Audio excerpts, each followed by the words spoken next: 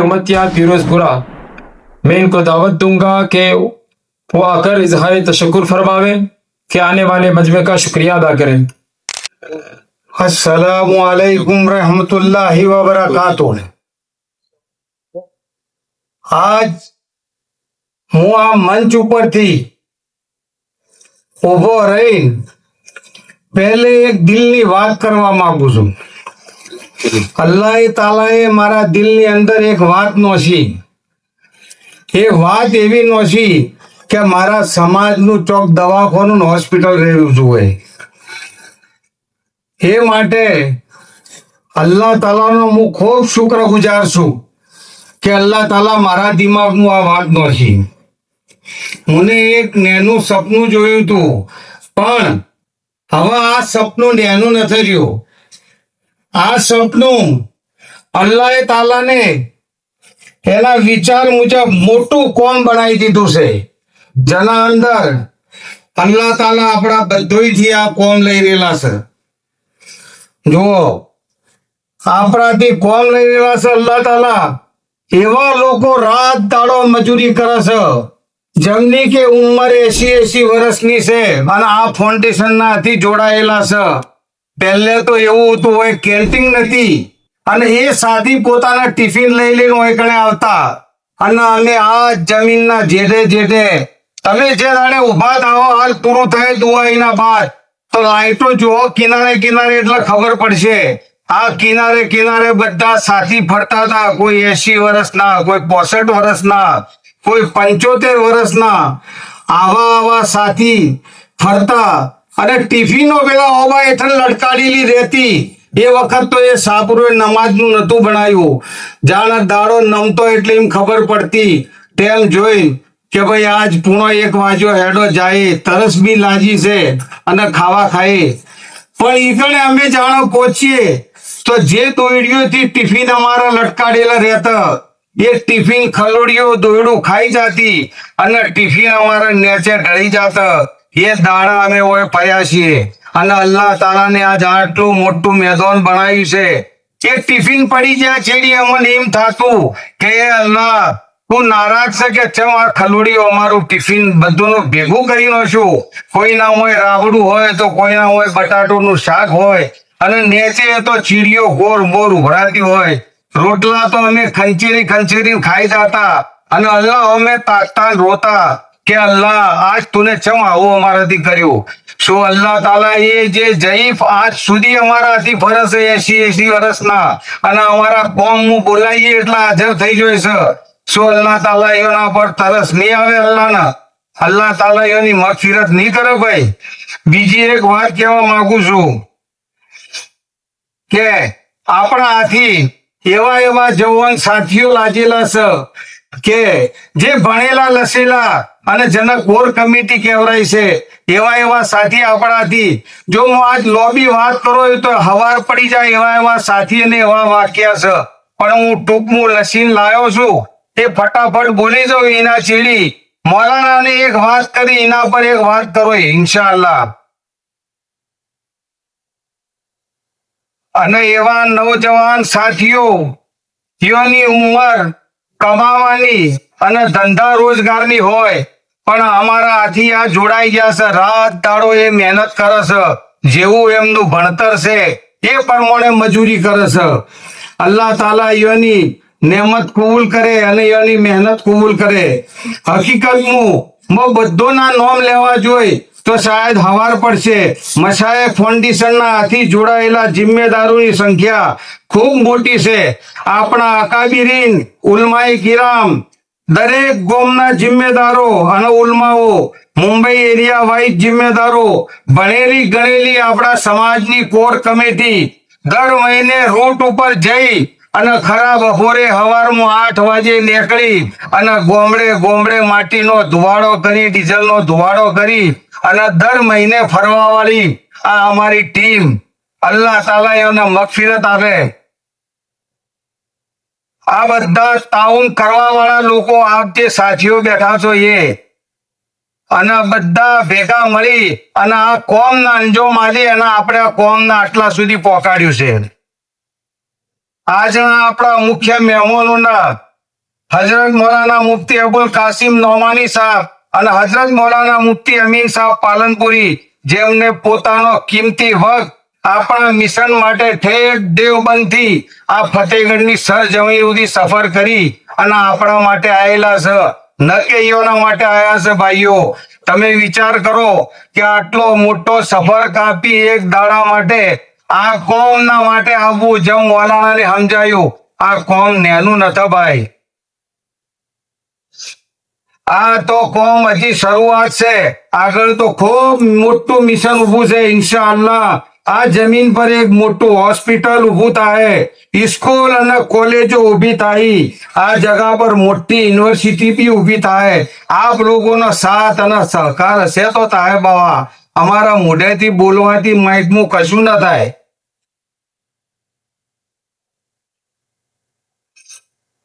પણ ભાઈઓ, આ માટે આપનો સાથ ખૂબ જરૂરી છે. જેમ હું ગણાયો એ પ્રમાણે અગર સાથ આલતા રહો તો આ કોમ ઇન્શાઅલ્લાહ આખો પ્રોજેક્ટ આપણે આપણા સમાજના પૈસેથી પૂરું કરશું ઇન્શાઅલ્લાહ. જો આવડો મોટો પ્રોજેક્ટ મોટી મોટી ઉંમર વાળા 90 વર્ષના અમારા હાથી સાથી છે, જેમ કે અહમદભાઈ નોંધોલિયો 95 વર્ષ 98 વર્ષના ત્યાં.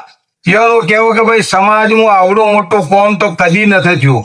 હું બીજા ગોમડોના સાથીઓને પૂછું છું તો એ લોકો કહે છે કે ભાઈ આવડું મોટું પગલું કોઈને ભર્યું નથી. અને હોય બેઠેલા તમામ સાથી અને અમારી ટીમ, આપણે બધા મળીને આ પગલું ભર્યું છે. અમારા એકલાનું ગજુ નથી. અમન તો ખાલી અલ્લાહ પાકને મગજમાં વાત નોચીને હુજવાડ્યું એટલે અમે નીકળી પડ્યા. પણ જાણે આપ લોકોનો સાથ અને સહકાર હતો તાણા આપણે આટલા સુધી પહોંચ્યા છે ભાઈ. એના માટે તહે દિલથી દરેક સાથીઓનો ખૂબ ખૂબ આભાર માનું છું અને આવવાવાળા મહેમાનોનો બી આભાર માનું છું. હવે વાત એક બીજી છે કે આ સાથીઓ જે જોડાયેલા છે ગામના જિમ્મેદારો, તો પાસ હાલવામાં કોઈ મિસ્ટેક થઈ ગઈ હોય તો અમે માફી ચાહીએ છીએ. જેમ કે જે સાથીઓનો આગળ બેહવાનું તો બાપડા ચેડી બેઠા છે, એટલે ચેડી બેઠા છો તોય અલ્લાહ તો પુકારશે. અલ્લાહને તો ખબર છે ને ભાઈ કે તમે જોડાયેલા છો પણ ચેડી બેઠા છો. આ જેવી રીતે હજરતે એક વાત કરી કે ભાઈ કેટલા માણસો દવાઓ વગર હોયથી હોય ભટકે છે. કોઈ અમદાવાદ, કોઈ ડોક્ટર શું કહે છે, કોઈ શું કહે છે, કોઈ ઓપરેશનની જરૂર નથી, ડોક્ટર ઓપરેશન કરી નાખે છે, કોઈ ડોક્ટર એક ઓપરેશન 2 વખત કરી નાખે છે. અમે તો એવા ગોમડોમાં ફરીએ છીએ આપણા સમાજના એક ઘરની અંદર 3 ખાટલા કેન્સરના અમે જોયા છે. અમારી બદનની રૂવાટી ઊભી થઈ ગઈ. અમે એ ગામમાં મુલાકાત કરવા ગયા. સાથીઓને કીધું કે ભાઈ તમે આટલે આયા છો તો અમારા ગામમાં એક જ ઓહરીમાં 3 કેન્સરના ખાટલા પડ્યા છે. એક જવાન છોકરો, એનો બુઢો બાપ અને એની બુઢી માં, એના ઘેરથી આઘું તોણી નેના છોકરા લઈને અમારા પણ આવે છે અને કહે છે ભાઈ અમે એક જમાનામાં જકાત આલવા વાળા હતા. લોકોને અમારી 8 વીઘા જમીન છે અને આ મકાન છે. 8 વીઘા જમીન અમારી વેચાઈ ગઈ આ દવાના માટે, અને એના નાના બચ્ચા શું પૂરું કરે. અમે પોતે માગવા જેટલા એકને ચંદો અમે આલીને આયા પૈસા. અમે કીધું લ્યો ભાઈ આ છોકરોને ખવડાવજો. આ સમાજના હાલ છે, સમાજના ગોમડોના હાલ છે. એક ગામનો સફર થયો તો અમારા હાથી કેટલાય સાથી હતા અને એ કોરોનાના જમાનાના અંદર અમે એના મસ્જિદના અંદર કીધું કે ભાઈ આપણો સમાજનું એક હોસ્પિટલ બનાવવાનું છે મોટું. જાણે પ્રોગ્રામ પટી ગયો અને પ્રોગ્રામ પટ્યા પછી મસ્જિદના બહાર નીકળ્યા તો થોડું અંધારું હતું. 2 ડોહા આયા અને એ ડોહોને અમને એમ કીધું કે ભાઈ આ કોમ તમે પડ્યું મત મૂકજો. કોઈ પૈસા તમને આલે કે ના આલે, અમે તમને અલ્લાહના ઘેર પકડશે. અને અમે કોરોનાના અંદર ડોશીઓ ખોઈ છે અમારા પણ ડોશીઓના ખોબો ભરીને દાગીનો પડ્યો છે અને અમે તમને દાગીનો આલશે ભાઈ. અને તમે આ કોમ પડ્યું મત મૂકજો. તો આવા તો અમે સમાજના અંદર વાયદા કરીને ફરીએ છીએ હજી સુધી, અને ડોહોને દાગીના આલ્યા અમને ભાઈ. અને બીજા એવા કેટલાય સાથી, હરેક ગોમનું દર્દી અલગ જાતના. આપણો સમાજ જુઓ ભણતરમાં પાછો છે હુસતું નતા, ડોક્ટર ગોળીઓ આલે એમ ગાધે જવાનો કોઈની હિંમત નતા, તાકાત નતા કે સાહેબ આ ગોળીઓ મારે કેટલા વર્ષ સુધી પીવાની છે, તમે તો બંધ જ કરતા હતા. આવું કોણ કે ભાઈ? જેમ કે પોતાનો દર્દ હોય એટલે આવો સવાલ કોણ કરે ડોક્ટર ના આગળ? પણ જો સમાજ આપણો ભણેલો હોત તો આપણો સમાજ જરૂર સવાલ કરો કે ભાઈ આ ગોળીઓ સાહેબ કેટલા દાડા પીવાની છે અમારે. એટલે ભાઈ મૌલાના કીધું એ પ્રમાણે ભણતરની બી ખૂબ જરૂર છે. આપણે દિનના હાથી ભણવાનું છે ભાઈ. હાલ જે છોકરા હોય માહોલ છે જુઓ, આપણી સ્કૂલ 1 વર્ષ હેડી, 1 વર્ષના અંદર રિઝલ્ટ તમે તમારા મોઢે તો આવી જશે. જે છોકરા હોય ભણે છે કે વડગામ તાલુકાનું SSC CSC SSC ની જે પરીક્ષા થઈ હતી એમાં મશાયક ફાઉન્ડેશન ના 5 છોકરા આવ્યા હતા આખા વડગામ તાલુકાના. એ બી આ મશાયક ફાઉન્ડેશન ના સ્કૂલ ના આવ્યા હતા. એટલે આપણે બહુ ખબર રાખી દિનના હાથી, અને આ ભણતર મતલબ કે કરાવવાનું છે. અને છોકરોના જના દાખલા થઈ ગયેલા છે, જેના રિઝલ્ટ આવે એ પાછા આવીને મશાયક ફાઉન્ડેશન માં દાખલા કરાવી શકો છો ભાઈ. જઝાકલ્લાહ ઉમ્મા ખૈર. સલામ વાલેकुम. मुस्तफा भाई थे भाई उमतिया फिरोजपुरा. हम सब जो है अपनी तरफ से मुस्तफा भाई का शुक्रिया अदा करते हैं कि शुरू में जब बुनियाद का काम शुरू किया, कैसे कैसे गांव-गांव गए और कैसे हालात के अंदर में जैसे उन्होंने अपने वो खाने का वाकया सुनाया, टिफिन का, और भी मुख्तलिफ जो है पूरे एक एक गांव में जाना, बॉम्बे का सफर और पूरे हालात का तफक्कुद, और फिर कैसा हॉस्पिटल बनाएंगे, कैसी यूनिवर्सिटी बनाएंगे, पूरे मुल्क की उन्होंने खाद छानी और फिर पूरा सारा डेटा जमा करने के बाद में फिर तय किया ऐसा हॉस्पिटल बनाएंगे, इतना बड़ा बनाएंगे, उसमें ये सारी फैसिलिटी होगी. अब न मालूम कितनी बड़ी कुर्बानी लगी, एक लंबी दास्तान है भाई. हम सब का एक फरीजा है कि हम इनका ताउन करें.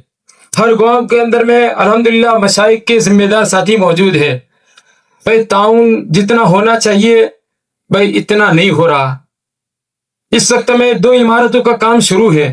अगर आपका ताउन होता तो न मालूम 10 जगहों के ऊपर में इमारत के काम शुरू होते. और आज तो जो है 6 साल पूरे हो रहे हैं. 2 साल से हमारा ये काम शुरू है. अगर ताउन ज्यादा होगा तो बहुत कम वक्त के अंदर में जो पूरा मंसूबा बनाया गया है कि इतनी हॉस्टल की इमारतें होगी, इतने कॉलेज की इमारतें होगी, और फिर पूरी एक यूनिवर्सिटी कायम होगी, और हमारे हजारों तलबा एक माहौल के अंदर में ये तालीम को हासिल करेंगे. भैया हमारा ख्वाब पूरा होगा जब हमारा ताउन होगा. हम अपने खाने पीने, लिबास, मोबाइल और अपनी ख्वाहिशात में हजारों रुपया खर्च करते हैं जिसका कोई हिसाब नहीं है. हर दिन, हर हफ्ता, हर महीना हजारों रुपया हमारा जो है फजूलियात पे जा रहा है. अगर थोड़ा थोड़ा बचाकर अगर हम ताउन यहां जमा कराएंगे तो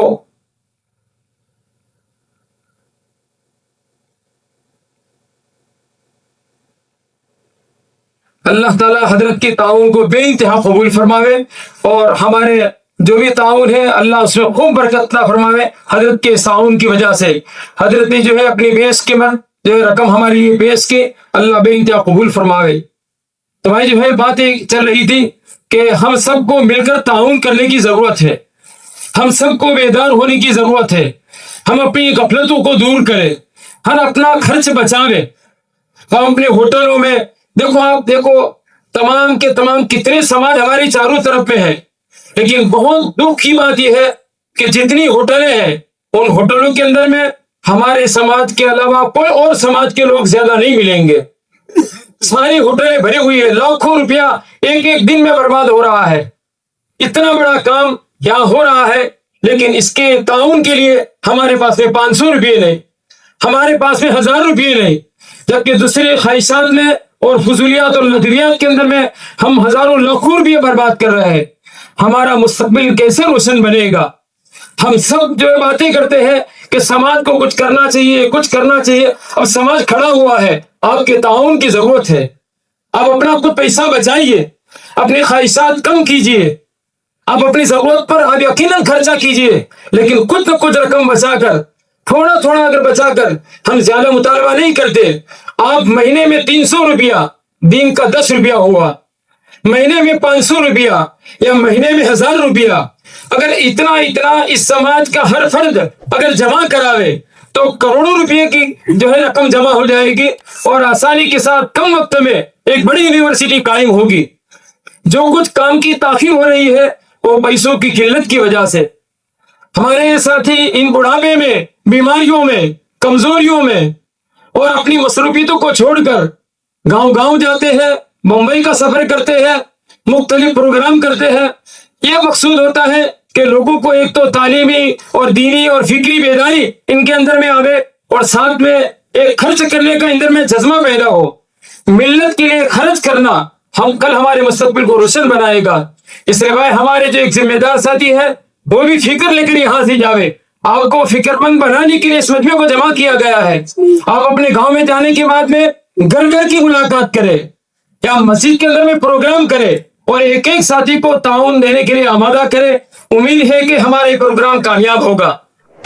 मुफ्ती हनीफ साहब की तरफ से एक रकम मौसूल हुई है, अल्लाह ताला इनको जज़ाए खैर नसीब फरमावे। अल्हम्दुलिल्लाह समाज में कई लोग हैं जिन्होंने बड़ी बड़ी रकम भी जमा कराई है, लेकिन बहुत सारा मजमा वो है कि जो इतनी बड़ी खैर से भी महरूम है। ऐसा नहीं कि इनके पास में पैसा नहीं है, पैसा है लेकिन अंदर में वो जज्बा नहीं है। हम सबको ये जज्बा पैदा करना है। इसलिए भाई जो है ये सारी बातें अल्हम्दुलिल्लाह हमारे जो मेहमान आए थे हजरत मौलाना मुफ्ती अमीन साहब और हजरत मौलाना मुफ्ती अबुल कासिम साहब नौमानी जो शेखुल हदीस और मुहतिम दारुल उलूम देवबंद बड़ी तफसील के साथ में हमारे सामने बातें पेश की है। और इन बुजुर्गों के अलावा भी हमारे वहाँ हजरत मौलाना सज्जाद साहब आ चुके और हजरत मौलाना हुदैमा साहब कई बार हमारे यहाँ तशरीफ लाए। हजरत मौलाना उस्मान साहब लुधियानवी तशरीफ लाए। हजरत मौलाना बिलाल साहब नदी नदरतुल उलमा लखनऊ के मुहतिम साहब यहाँ तशरीफ लाए। कई बुजुर्गों की आमद हमारे यहाँ हुई है। मुंबई के अंदर में प्रोग्राम होते हैं, मुल्क के कई जो है सूबों के बड़े बड़े जो है बुजुर्ग वहां तशरीफ लाते हैं और सारी बात हमें समझाते हैं कि इस वक्त में सोने का वक्त नहीं, गफलत का वक्त नहीं है। हम सबको बेदार होने की जरूरत है। कल के बहुत ज्यादा खतरात हमारे सामने दरपेश है। इन खतरात से बचने के लिए और हमारे बच्चों के मुस्तकबिल को रोशन बनाने के लिए हम सब के लिए जरूरी है कि हम इतना बड़ा कॉलेज और यूनिवर्सिटी कायम करें ताकि हमारे बच्चों का ईमान और यकीन महफूज रहे, अकायद महफूज रहे, इनके नजरिया बदलने न पावे। इसके लिए भाई हम सबको फिक्र करना है जो है। उसके बाद में अब आखिर में हमारे खुसूसी इंशाअल्लाह दुआ फरमाएंगे। दुआ पर हमारे जलसे का इख्तिताम होगा। उसके बाद में इकराम के साथ, अखलाक के साथ और एक दूसरे के जो इशार के साथ में हम इंशाअल्लाह वहां पर तशरीफ ले जाएंगे। अल्लाह ताला आपके आमद को बेइंतहा कबूल फरमावे। यकीनन आपके लिए जहमत का बाइस होगी कि ऐसे वक्त में जबकि आप दिन भर के थके मांदे आपको यहाँ बुलाया जाता है। इस मजमे में कितने शेखुल हदीस मौजूद है, कितने अहलुल्लाह मौजूद है, कितने सुलहा उलमा, कितने मुख्तमीम हजरात मौजूद है और इस मजमे के अंदर में कितने तहज्जुद गुजार और इबादत करने वाले और कितने अल्लाह के नेक बंदे हैं। अल्लाह ताला आप सब की आमद को बेइंतहा कबूल फरमावे और हम सब के लिए जो है जिस मिशन का और जिस प्रोजेक्ट का काम शुरू किया है अल्लाह ताला आफियत के साथ जो है इख्तिताम पजीर फरमावे। और हजरत मौलाना की दुआ पर इंशाअल्लाह ये हमारा प्रोग्राम पूरा हो।